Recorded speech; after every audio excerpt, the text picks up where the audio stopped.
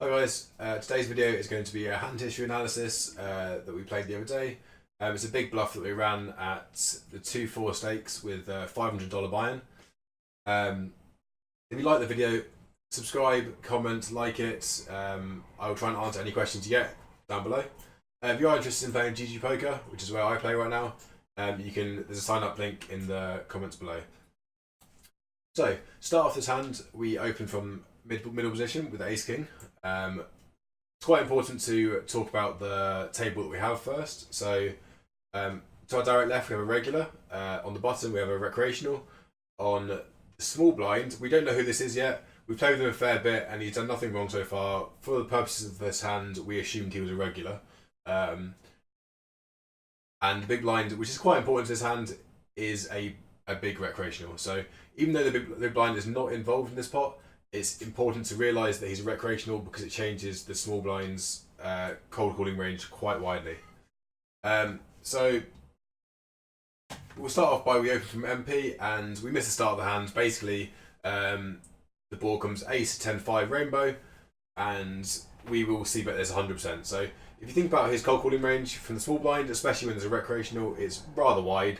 He will have a ton of hands that fold here. You can have some pocket pairs. You can have some hands like 8-7 suited. You can have like, I don't know, you could probably have like Jack-9 suited here. A load of hands, or even like King-8 suited that will fold. So we want to be c-betting 100% here. And Ace-King anyway smashes this board. It's a really good board for it. So a clear c-bet on the flop. Turn comes 4 diamonds. We have the King of Diamonds blocker. I don't think that's quite relevant yet. It's potentially important for later, and it definitely is in this scenario, but I think again a clear value bet. He will hang on with hands like Ace 3, Ace Deuce, probably any Ace X. May hang on with some 10X occasionally, like King 10. Will fold out a lot of hands still, like Queen Jack will fold. Some weak 10Xs and some pocket pairs that might have called the flop. But anyway, it's a clear value bet. We bet a turn, and we come to the river. So the river is where the reaction happens, basically. And we get... So if he checks here in this scenario, we definitely check back. I think we've missed out on our value at this point. At least two more hands complete him. He has Ace 3 and Ace Deuce, which we now lose to. He won't be calling a river bet with, Ace Jack here, probably. It should be an easy fold. He also completes some of his flushes as well. But he donks out. So donking out is quite interesting here. I think the river actually favours... Well, the river favours us, I think, and that's quite important. But it favours him with a certain range. So he donks out, representing potentially Ace 3 here might do this. Maybe even some Ace 5 or Ace 4 that assumes I'm going to check back a ton, so he's just going to donk out. Ace Deuce, a straight. He also is representing some flushes. So the flushes that he's representing here are generally 10x or 5x diamond. So you could have hands like 5-6 of diamonds. You could have a hand like Jack 10 of diamonds, Queen 10 of diamonds, King 10 of diamonds, 10-9 of diamonds. These are the hands he's trying to represent. And he needs to realise that, or we need to realise that our range on this river is stronger than his. Because we're c-betting 100% of the time on the flop, we have all the flushes pretty much. So any flush that we're opening from mid position, so we've got 5-6, would probably still be a c-bet on the flop and then a bet on turn.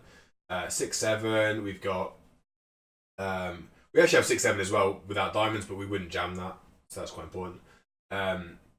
We have 7-8, we have Queen 9, we have Queen 10 we probably don't have. So this is an issue we have, is we don't have the 10x diamonds, because we'd probably check those at some point. Likely a turn. We have King Queen of diamonds, King Jack of diamonds, King 9 of diamonds. We have many more combinations of flush than he does. So generally our range are stronger than his on this river. If we were to shove, I would expect him to fold, 2 pairs, all of them. I'd expect him to fold a straight here as well, because he can just call with flushes. And generally, if I'm over shoving here, he never beats me with a straight unless I am bluffing, of course.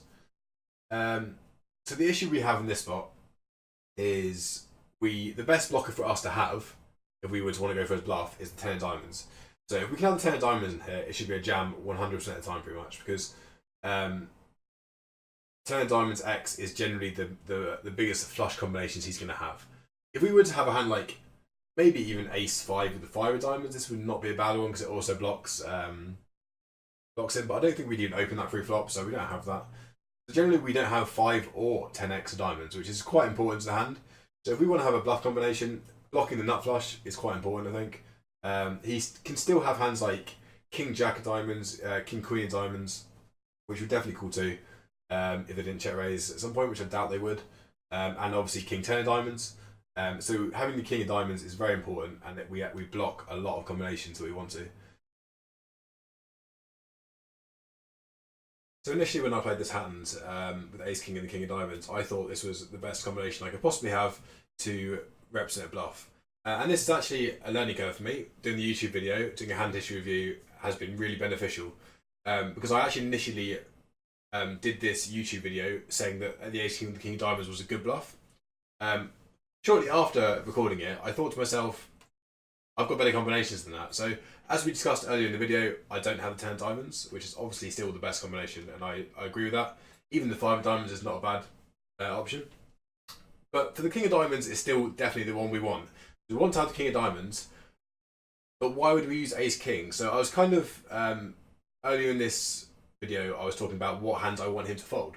So the hands that I want him to fold when I shove here as a bluff are 2 pair. Generally, those are going to be, you know, Ace 10, Ace 5, Ace 4, Ace 3. And if I've got Ace King, I block the hands that I want him to shove. So I reduce drastically the amount of Ace X 2 pair combinations that he has. And I think this is a big problem actually. So looking back at the hand here, and even Ace Deuce I block as well. So looking back at the hand here, I feel that I should not be using Ace King with King of Diamonds to bluff, and I think that I have too many combinations of bluffs if I do this, because the hands that I should be using are the King Queen with the King of Diamonds, which I would definitely 2-barrel, and I would definitely open King Queen from MP, and King Jack with the King of Diamonds. So the two, there's more than 2 combinations there, but the 2 hands that we should use as bluffs are the King of Diamonds, which does not have a pair.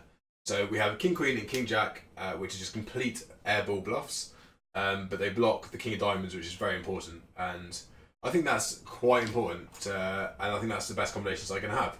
So this YouTube video doing it has actually been very beneficial for me, because I've looked back at this hand, and when I initially played it, I thought I played it well. Looking back at it now, if I've got King Queen, King Jack with the King of Diamonds, and I've got Ace King with the King of Diamonds, I've got too many bluff combinations compared to the amount of flushes I want. I will also be shoving quite a few flushes. I won't just be shoving a nut flusher.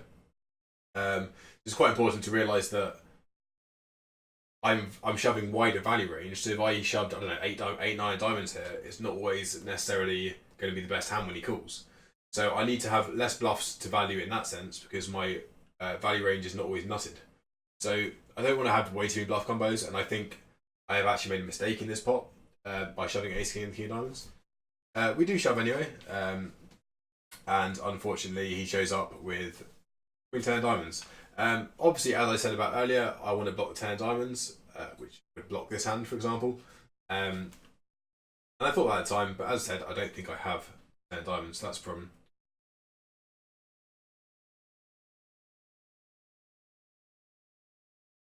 Generally, if I was to play this hand again, my river decision is going to be, obviously you could fold, you can call, you can shove, and I think that if I was to shove, it could be an okay shove, but I think it's going to be minus equity, and I think I'm over shoving. If I wanted to call, I think you're going to be making a mistake, because it's hard to find a bluff here for the villain, and I feel that he will have either 2 pair straights or flushes way too often that beat us all. So I think the most plus EV play here with the Ace King is just to fold the river, which is obviously not what we did, unfortunately, but me reviewing this hand is great, because it's hopefully I can learn next time. Another thing that needs to be considered is he playing a GTO strategy, or is he playing an exploit strategy?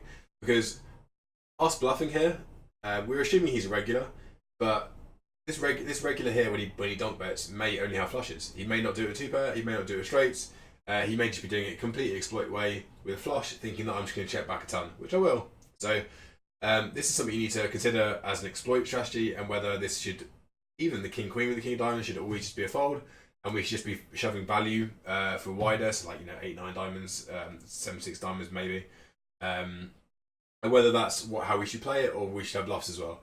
And from a GTO perspective, I feel that King Queen and King Jack with the King of Diamonds is good.